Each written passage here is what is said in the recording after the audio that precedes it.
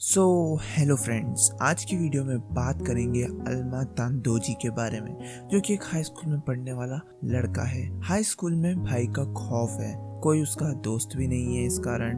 पर अल्मा के पास है वो ताकत जिसकी मदद से वो पूरी दुनिया को तबाह कर सकता है। ऐसी ताकत पाके कोई भी खुशी होगा जब तक उसे ये ना पता चले कि इस ताकत पर उसका काबू नहीं है। अल्मा की भी यही हालत है। अगर उसकी ताकत बेकाबू हुई तो वो कई मासूमों की मौत का जिम्मेदार बन जाएगा। तो आखिर क्या होता है, चलिए देखते हैं।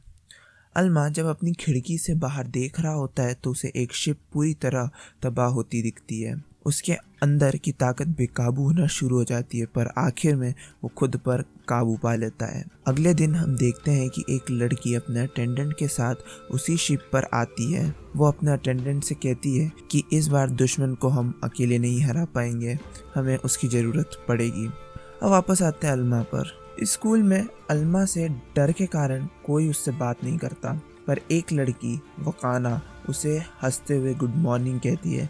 उसकी दोनों दोस्त इस बात पर उसे टोकती हैं। इसके बाद स्कूल से लौटते वक्त अल्मा नदी के किनारे रुक कर पत्थरों को नदी में से ढूंढता है। वकाना उसे देख लेती है तो अगले दिन वो अल्मा को रॉक शो में चलने के लिए कहती है। वैसे बता दूं, ये पत्थर दिखाने वाला रॉक शो है, ना कि बैंड बाजे वाला। अल्मा साफ साफ मना कर देता है। इसके बावजूद वकाना कहती है कि वो अल्मा का बस स्टॉप पर इंतजार करेगी। अब जिस लड़की को हमने शिप पर देखा था उसका नाम रूरी है और उसके अटेंडेंट का नाम कागामी है। रूरी अल्मा के घर पहुंचती है। वो अल्मा से उनकी मदद करने को कहती है, उस मॉन्स्टर को हराने में जिसने कल शिप पर हमला किया था। इन बेकाबू मॉन्स्टर्स को डार्क स्टोन कहा जाता है। अल्मा इन पर कोई ध्यान नहीं देता, पर जब कागामी ये बताना शुरू करता है कि कैसे अल्मा 3 साल पहले 14 साल की उम्र में 18 बच्चों को पूरी तरह घायल किया, साथ ही उससे जुड़ी बाकी सारी चीज़ें बताता है, तो अल्मा इन बुरी यादों के कारण अपनी ताकत पर फिर काबू खोने लगता है। अब इन दोनों के स्नाइपर्स अल्मा को शूट करने के लिए तैयार थे, लेकिन अल्मा की ताकत को देखते हुए अंत में ये वहां से शांति से चले जाते हैं, जिसके बाद अल्मा भी नॉर्मल हो जाता है। कुछ ही टाइम बाद डार्क स्टोन शहर पर हमला कर देता है। कागामी हथियारों और फाइटर सूट्स को तैयार करने के लिए कहता है अपनी टीम को। अल्मा को डार्क स्टोन के हमले के बारे में पता चलता है तो उसे वकाना याद आती है। वो न चाहते हुए भी बस स्टॉप की ओर निकल जाता है। रूरी के साथ ओनिगवारा, जो कि एक तरीके से डार्क स्टोन है, वो बताता है कि वो जो मॉन्स्टर है वो आई ऑफ स्थेनो के पीछे पड़ा है, जिससे उसकी ताकत बढ़ जाएगी। वकाना भी इसी रॉक शो की बात कर रही थी जहां पर आई ऑफ स्थेनो दिखाया जा रहा है। कागामी अपने फाइटिंग सूट के साथ डार्क स्टोन से लड़ने पहुंचता है। डार्क स्टोन जोरदार मारता है, सूट टूट जाता है, लेकिन कागामी मॉन्स्टर का हाथ काट देता है। डार्क स्टोन वहां से चला जाता है। इसके बाद ओनिगवारा के पास ताकत होती है डार्क स्टोन्स को महसूस करने की। ओनिगवारा महसूस करता है कि डार्क स्टोन अब उन्हीं की तरफ आ रहा है, तो ओनिगवारा कागामी को बताता है कि डार्क स्टोन अब रूरी के पत्थर के पीछे पड़ा है, क्योंकि इस पत्थर में ज्यादा ताकत है और अगर उसने रूरी को खा लिया तो वो डार्क स्टोन फिर अमर हो जाएगा। इधर हम देखते हैं कि रूरी और अल्मा दोनों ही बस स्टॉप पर पहुंचते हैं, साथ ही डार्क स्टोन भी आता है। धमाके के कारण वकाना को चोट लग जाती है। डार्क स्टोन रूरी को खाए इससे पहले अल्मा उसे रोकता है और डार्क स्टोन को बुरी तरह मारता है, फिर हवा में फेंकता है और जोर से नीचे पटकता है। जब अल्मा रूरी को देखता है तो उस पर भी हमला करता है, पर अचानक रुक जाता है। रूरी अपना पत्थर इस्तेमाल करती है, जिससे अल्मा अब अपनी ताकतों को इस्तेमाल बिना बेकाबू हुए पूरी तरह कर पाता है। डार्क स्टोन का कटा हुआ हाथ आई ऑफ स्थेनो तक पहुंच जाता है और एक खतरनाक मॉन्स्टर बन जाता है, लेकिन अल्मा इससे लड़ता है और इसके अंदर जो पत्थर होता है उसे तोड़ देता है, जिससे ये मॉन्स्टर खत्म हो जाता है। जिनके पास भी खास ताकतें हैं उनके अंदर एक खास तरीके का पत्थर है। अल्मा के अंदर भी एक पत्थर है, साथ ही सेक्रेट 7 की ताकत, यानी वो 7 अलग अलग तरीके की ताकतों को इस्तेमाल कर सकता है। अगले दिन हम देखते हैं कि अल्मा का स्कूल पूरी तरह बदल चुका होता है, क्योंकि अब ये स्कूल रूरी का है। हाँ, रूरी इस स्कूल को खरीद लेती है। अल्मा ओनिगावारा से स्कूल में मिलता है, साथ ही रूरी और कागामी से भी। कागामी अल्मा को बताता है कि 17 साल पहले कुछ मीटेराइट्स गिरे थे जिनमें 7 अलग तरीके के मिनरल्स थे। वो जो मिनरल्स हैं या कहें स्टोन्स, उन्हें हम सेक्रेड 7 बुलाते हैं। ये इंसान के डीएनए को बदल देते हैं और उन्हें मॉन्स्टर बना देते हैं। अल्मा के पास ये ताकत इसलिए है क्योंकि शायद से उसकी माँ ने सेक्रेड 7 को छुआ होगा। रूरी की माँ ने भी शायद सेक्रेड 7 को छुआ है, इसलिए उसके पास भी ऐसी ताकतें हैं। कागामी आगे बताता है जो लोग ताकत इस्तेमाल करते हैं और बेकाबू हो जाते हैं उन्हें हम डार्क स्टोन्स कहते हैं, पर जिनका उन ताकतों पर काबू होता है या उन ताकतों को काबू करने में मदद करते हैं उन्हें हम सोल स्टोन कहते हैं। डार्क स्टोन जरूरी नहीं कि वो इंसान ही हो, वो निर्जीव चीजें भी हो सकती हैं। रूरी अल्मा से उनकी मदद करने को कहती है, पर अल्मा वहां से बिना कोई जवाब दिए चला जाता है। उसी रात यूएस मिलिट्री के बेस में कोई घुसपैठ करता है, जिस कारण बीच समुंदर में ही धमाका हो जाता है और एक तूफान बन जाता है जो बड़ी बड़ी शिप निगल जाता है। ये बड़े आराम से पत्थर बीन रहा होता है, हालांकि अल्मा पत्थर देखने के बाद वापस फेंक रहा था। वकाना इस बात के लिए अल्मा को टोकती है। अल्मा कहता है मैं कभी पत्थर रखता ही नहीं हूँ।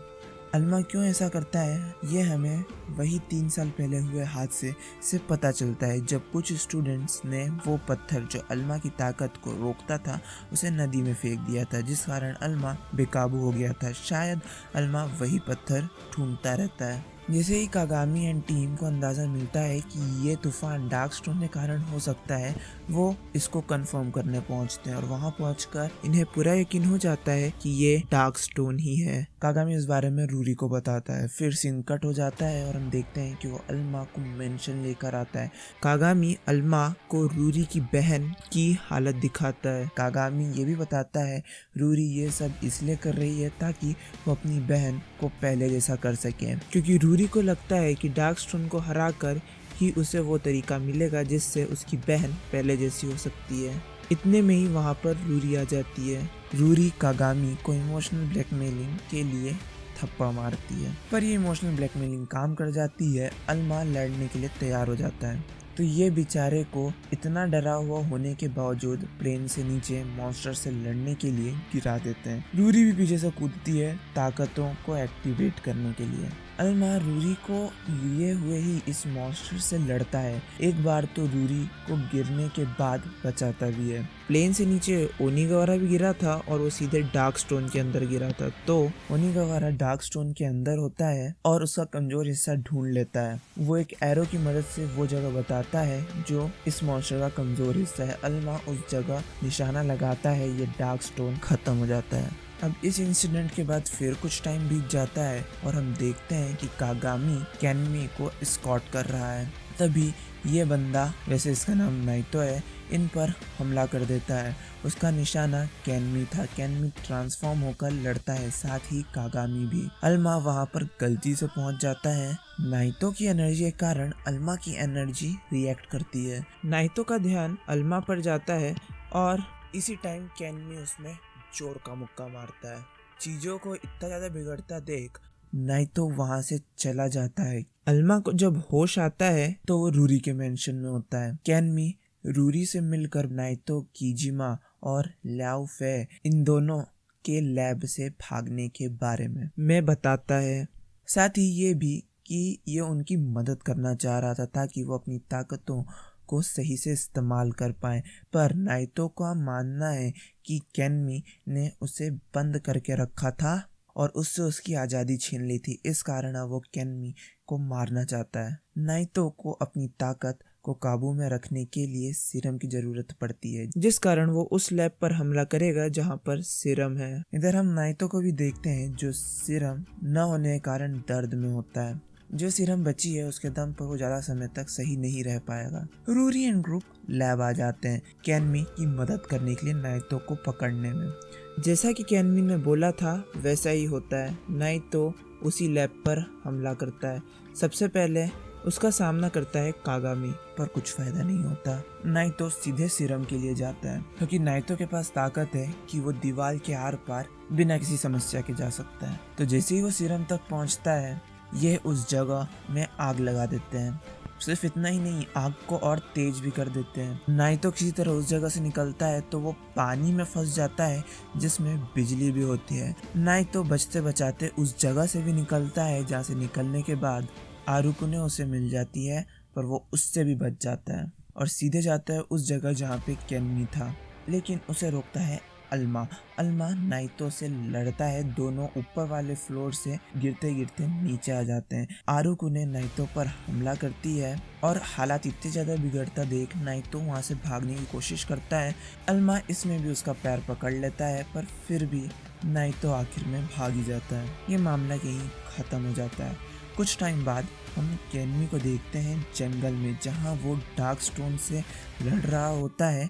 इस लड़ाई के अंत में केन्मी की जीत हो जाती है।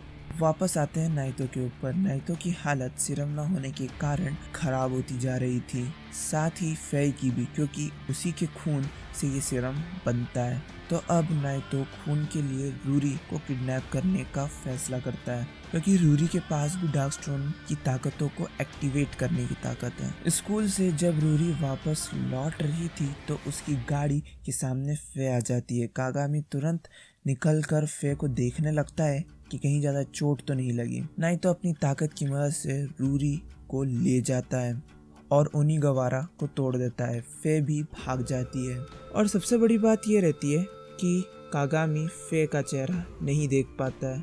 कागामी गाड़ी की ओर वापस आता है तो देखता है रूरी गायब थी। यह खबर केन्मी तक पहुंचती है। फिर कागामी अल्मा को ये सब बताता है और ओनिगावारा को अल्मा को देने के बाद वहां से चला जाता है। अल्मा को इसलिए साथ नहीं लेकर जाता क्योंकि अल्मा अपनी ताकतों पर रूरी के बिना काबू नहीं कर सकता। अब अल्मा कुछ नहीं कर सकता था तो वो घर लौटकर ओनिगावारा को ग्लू और टेप से जोड़ने का ही काम करता है। जुड़ते ही ओनिगावारा फिर से जिंदा हो जाता है। ओनिगावारा कहता है कि वो महसूस कर रहा है नाइतो की ताकत को। जहां अल्मा का घर है वहां पीछे पहाड़ होता है जहां नाइतो से आरुकुने लड़ती है।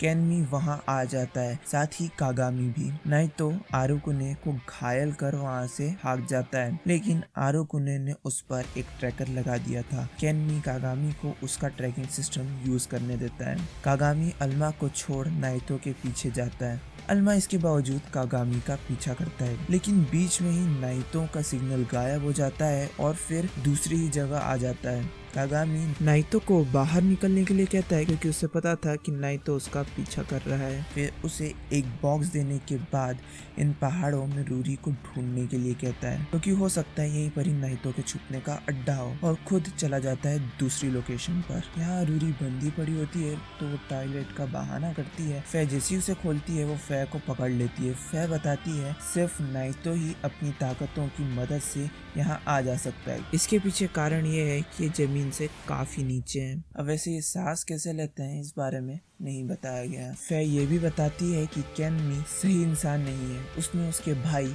को मार दिया है, नहीं तो उसे बचा रहा है। फिर कमजोरी के कारण बेहोश हो जाती है। कागामी जब दूसरी जगह पहुंचता है तो वहाँ नाइतो नहीं होता। नाइतो अल्मा के सामने आ जाता है और अपने छुपने की जगह पर लेकर जाता है। फिर नाइतो बताता है कि केन्मी तुम्हें धोखा दे रहा है, उस लैब में इंसानों पर एक्सपेरिमेंट होता है, वो हम जैसों को इंसान नहीं समझता, इसी कारण नाइतो केन्मी को मारना चाहता है। तभी अचानक छत टूटती है। अल्मा फे और रूरी को बचाता है। वहाँ वही डार्क स्टोन आ जाता है जिससे केन्मी लड़ रहा था। इस डार्क स्टोन से नाइतो लड़ता है। डार्क स्टोन से तो मार खाता ही है, साथ ही वहाँ पे केन्मी भी आ जाता है जो उसे काफी मारता है। नाइतो को इतना मार खाता देख फे सीरम लेकर उसी की ओर भागती है।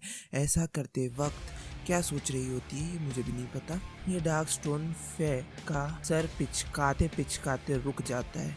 फे उसे देख कहती है बड़े भाई, हाँ इसका भाई जिंदा है, यानी ये जो डार्क स्टोन है वो उसका बड़ा भाई है। लेकिन केन्मी इस पल को बिगाड़ते हुए हमला करता है डार्क स्टोन पे। नाइतो भाग जाता है फे को लेकर। रूरी अल्मा की ताकत किसी तरह एक्टिवेट करती है। केन्मी बहाना ये देता है कि ये डार्क स्टोन लैब से भाग गया था। तो मैं इसको यहाँ पे पकड़ने आया हूँ। अल्मा को शक तो होता है, फिर भी वो कैनमी की मदद करता है इस डार्क स्टोन को हराने में।